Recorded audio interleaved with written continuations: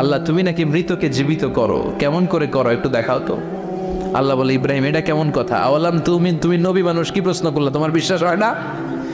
আওয়ালাম তুমিন, বিশ্বাস হয় না? তুমি তো নবী, জানো নবী নও, তুমি খলিল, তোমার বিশ্বাস হয় না? এটা কেমন প্রশ্ন?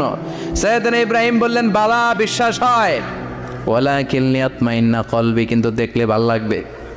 আল্লাহ কেমন করে মৃতরে জীবিত করো তুমি দেখাও। আল্লাহ বললেন 4টা পাখিরে টুকরা টুকরা করো, জবাই করো, টুকরা টুকরা করো, পায়ের সাথে মাথা মিশাও, মাথার সাথে কলিজা মিশাও, টুকরা টুকরা করে ওই পাহাড়ের মধ্যে ছিটিয়ে দিয়ে আস। এরপরে এই পাশে এসে সুম্মা দুহুন্না ইয়াতিনাকা সায়া, আমার নামে পাখিগুলারে ডাক দাও। উনি এই পাশে এসে আল্লাহর নামে টুকরো টুকরো করে ছিটিয়ে দিয়ে আসা পাখিগুলোর ডাক দিতে দেরি মুহূর্তে পায়ের সাথে মাথা, মাথার সাথে বডি লাগে জীবিত হয়ে পাখিগুলো দৌড়ে সাইয়েদনা ইব্রাহিমের কাছে চলে এসেছে।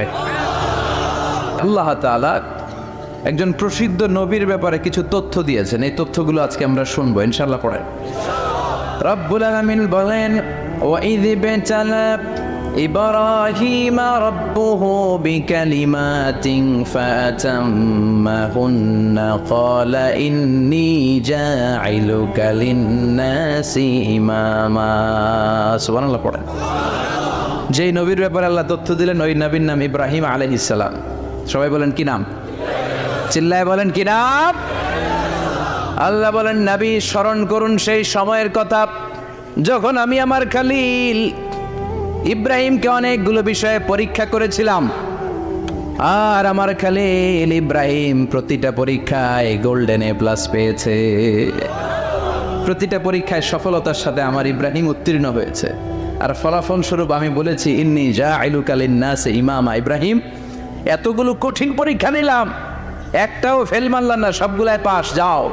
এর বদৌলতে তোমার আমি গোটা বিশ্বের মানুষদের ইমাম বানায় দিলাম। ইমাম মানে নেতা, ইমাম মানে কি? নেতা। নেতা হওয়া এত সহজ না। আগুনে পুড়িয়ে পুড়িয়ে যেমনি খাঁটি সোনা বানানো হয়, তেমনি কষ্টি পাথর দিয়ে যাচাই করে করে পরীক্ষা করে করে আল্লাহ তাআলা সাইয়েদনা ইব্রাহিমকে এই মর্যাদার আসনে বসিয়েছেন। আল্লাহ বলে অনেকগুলো পরীক্ষা আমি নিয়েছি সাইয়েদনা ইব্রাহিমকে। আল্লাহ যারে পছন্দ করে বেশি তার জীবনে পরীক্ষাও। বিশ্বনবী বলেন আশাদ্দুন নাসি বালাআন আল আম্বিয়া, এই দুনিয়ার বুকে সবচাইতে বেশি পরীক্ষা নেয় আল্লাহ নবীদের। সুম্মাল আমসাল ফাল আমসাল, তারপরে সিদ্দিকিনদের, তারপরে শুহাদাদের, তারপরে সালিহিনদের। ইবতালার রাজুলু আলা হাসাবি দীনিহি, যেই ব্যক্তির দিনদারি বেশি তার জীবনে পরীক্ষাও। বিশ্বনবীর আল্লাহ সান্ত্বনা দিচ্ছেন নবী, ওরা আপনারে গণক বলে, ওরা আপনারে জাদুকর বলে, ওরা আপনারে কবি বলে, ওরা আপনারে পাগল বলে, কিন্তু আপনি হতাশ হবেন না। একটার পর একটা পরীক্ষা আপনার উপর চেপে বসেছে, এগুলো দেখে ভয় পাওয়ার কোনো কারণ নাই, কারণ মুমিন ভয় পায় না। চিল্লায় এখন ঠিক কিনা? ও নবী আপনি বিচলিত হবেন না, হতাশ হবেন না। আপনার আগে যেই নবীরা ছিল তাদের জীবনও পরীক্ষা ছিল কি ছিল না? আমি আমার খলিল ইব্রাহিমকে অনেকগুলো পরীক্ষা নিয়েছি, প্রতিটা পরীক্ষায় সাইয়েদনা ইব্রাহিম পাশ করেছে। বিশ্বনবীকে আল্লাহ সান্ত্বনা দিচ্ছেন। সুবহানাল্লাহ পড়েন। বিশ্বনবী হতাশ হবেন না, ডোন্ট বি স্যাড, লা তাহজান, নেভার লুজ হোপ। ও নবী আশা হারাবেন না। আপনার উপর যেমন পরীক্ষা আছে, সাইয়েদনা ইব্রাহিমের উপরও পরীক্ষা ছিল। সবার উপর আমি পরীক্ষা নেই। আপনারে ওরা কবি বলে গালি দেয়, গণক বলে গালি দেয়, জাদুকর বলে গালি দেয়, পাগল বলে গালি দেয়। যুগের ব্যবধানে এই গালিগুলো আছে, কিন্তু নামগুলো চেঞ্জ হয়েছে। চিল্লা এখন ঠিক কিনা? এখন আমাদেরকে কবি বলে না, গণক বলে না, পাগল বলে না, এখন আমাদেরকে বলে কাঠ মোল্লা, এখন বলে রাজাকার, এখন কয় যুদ্ধাপরাধী। গালি আছে না নাই? গালির ভার্সন চেঞ্জ হয়, ট্যাগ লাগানোর সিস্টেম চেঞ্জ হয়, কিন্তু ট্যাগ আসরা নেই। আল্লাহ নবীর সান্ত্বনা দিয়ে বলে নবী ভয় পাবেন না, চিন্তিত হবেন না। আপনার যেমনি পরীক্ষা আমি নিচ্ছি, সাইয়েদনা ইব্রাহিমের আমি পরীক্ষা নিয়েছি। আর প্রতিটা পরীক্ষায় আমার Ibrahim Khalil golden A plus, first class first, global award পেয়েছে। আর এর ফলাফল হিসেবে আমি ইব্রাহিমকে বলেছি ইব্রাহিম তোমার আমি নেতা বানাই দিলাম। Allah put Sayyidina Ibrahim in some test. Everyone has to face test. প্রত্যেককেই টেস্ট এন্ড ট্রায়াল, পরীক্ষার সম্মুখীন হতে হয়। And Sayyidna Ibrahim successfully overcome all the tests. Allah said, Ibrahim, I'm gonna make you the leader. সুবহানাল্লাহ পড়েন। একটার পর একটা পরীক্ষা আল্লাহ নেয়ার পরে যখন দেখলেন একটা তো ফেল করে না, আল্লাহ খুশি হয়ে বললেন, যাও, ইন্নী জাইলুকা লিন-নাসি ইমামা। ইব্রাহিম, আমি মুত্তাকিনদের জন্য, গোটা বিশ্বের মানুষদের জন্য তোমার ইমাম বানায় দিলাম। কত পরীক্ষা যে উনি ওনার জীবনে দিয়েছেন, কত কঠিন রাস্তা যে তিনি পাড়ি দিয়েছেন তার কোনো শেষ নাই। সর্বপ্রথম পরীক্ষা ছিল ইলকাউহু ফিন্নার, অগ্নি পরীক্ষা। কি পরীক্ষা? নমরুদ বলল, ইব্রাহিম ঈমান ছেড়ে দাও, তাহলে জানে বেঁচে যাবা, নাইলে আগুনে ফেলবো। সাইয়েদনা ইব্রাহিমের এক কথা, জীবন যাবে কিন্তু ঈমান যাবে। ঈমানের পথে অবিচল থেকে আমার মরণ যেন হয়, তোমারই কাছে মিনতি আমার, তোমারই কাছে মিনতি আমার। মহামহিম দয়াময়,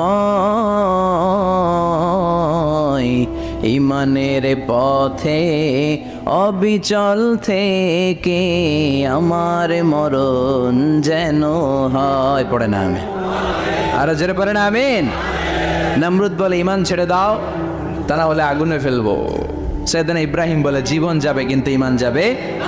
তার মানে আগুনের পরীক্ষায় পাস। চিল্লায় বলেন, আগুনের পরীক্ষায়। পরীক্ষা নাম্বার 2, একটার পর একটা পরীক্ষা নিতে আল্লাহ শুরু করলেন। আল্লাহ বললেন, ইব্রাহিম যাও, কলিজার টুকরা সন্তানকে আর হাজারকে, আমরা ওনারা ডাকি বিবি হাজরা, আমরা কি ডাকি বাংলাদেশে, আসলে নাম কি হাজার, যাও তোমার স্ত্রী হাজারকে আর ইব্রাহিমকে মক্কার ধুধু প্রান্তরে ফেলে দিয়ে আস। ওখানে মানুষ নাই, প্রাণী নাই, জনমানব শূন্য, দেখি আমার কদ্দুর ভালোবাসো। বলতে দেরি, টু শব্দ নাই, মরুভূমিতে ফেলে দিয়ে আসলেন। তার মানে পরীক্ষা নাম্বার 2তেও কথা বলেন, 2তেও।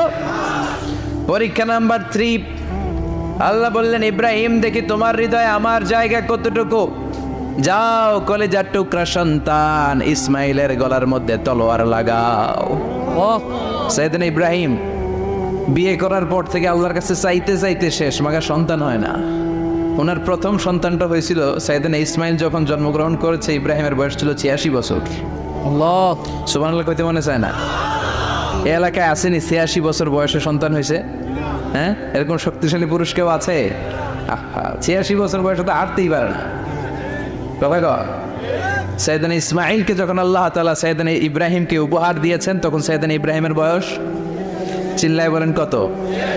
86 বছর বয়সে যে কলিজার টুকরা সন্তানটাকে হাতে পেলেন, চাঁদের মতো সুন্দর ছেলে। আল্লাহ বললেন, দেখি আমার হৃদয়ে তোমার জায়গা কতটুকু, ইসমাইলরে জবাই করো। বলতে দেরি, ছুরি লাগাতে দেরি হয় না। তার মানে এই পরীক্ষায়ও পাস। একটার পর একটা আল্লাহ পরীক্ষা নিয়েছেন, একটার পর একটা পরীক্ষা। আগুনের পরীক্ষায় পাস, ফ্যামিলি বিসর্জন দাও, পাস। কলিজার টুকরা সন্তানের গলায় ছড়ি লাগাও, পাস। এবার আল্লাহ বললেন, এরপর তোমার বড় দায়িত্ব দিব, তোমাকে হজ প্রোগ্রামের এমডি বানায় দিলাম। আল্লাহ, ম্যানেজিং ডাইরেক্টর অফ হজ। সুবহানাল্লাহ কইবেন না? আল্লাহ বললেন, ইব্রাহিম বিশাল বড় কাফেলা বানাও, হজের আঞ্জাম দাও। সাইয়েদনা ইব্রাহিম বললেন, আল্লাহ দুদুমরু প্রান্তর, জনমানব শূন্য, মানুষ নাই, পাখি নাই, কেউ নাই, কিভাবে আমি হজের আঞ্জাম দেব? আল্লাহ বললেন, ইব্রাহিম হজ প্রোগ্রামের ম্যানেজারগিরি করতে চাইলে 3টা পেশা তোমাকে বেছে নিতে হবে। কয়টা? এই 3টা পেশা এর সমন্বয়ে তুমি হজের প্রোগ্রামের আঞ্জাম দিতে পারবা। পেশা নাম্বার 1, তোমার রাজমিস্ত্রির কাজ করতে হবে। পেশা নাম্বার 2, তোমার ঝাড়ুদারগিরির কাজ করতে হবে। পেশা নাম্বার 3, তোমার মুয়াজ্জিনগিরি করতে হবে। সুবহানাল্লাহ কইবেন না? وَإِذْ يَرْفَعُ إِبْرَاهِيمُ الْقَوَاعِدَ مِنَ الْبَيْتِ وَإِسْمَاعِيلُ رَبَّنَا تَقَبَّلْ مِنَّا إِنَّكَ أَنْتَ السَّمِيعُ الْعَلِيمُ। সাইয়েদনা ইব্রাহিম আর কলেজার টুকরা সন্তান ইসমাইলকে নিয়ে রাজমিস্ত্রির কাজ শুরু করে দিলেন। আল্লাহু আকবার। কাবা ঘর ভেঙে চুরমার, বাপ বেটা মিলে রাজমিস্ত্রির কাজ। পাথর কেটে কেটে বাপ বেটা মিলে কাবা ঘর বানায়। পেশা নাম্বার 1 শেষ। পেশা নাম্বার 2 ঝাড়ুদারগিরি। পেশা নাম্বার 2 কি? আল্লাহ বললেন তাহহিরা বাইতিয়া লিত-তাইফিনা ওয়াল আকিফিনা ওয়ার রুকআইস সুজুদ।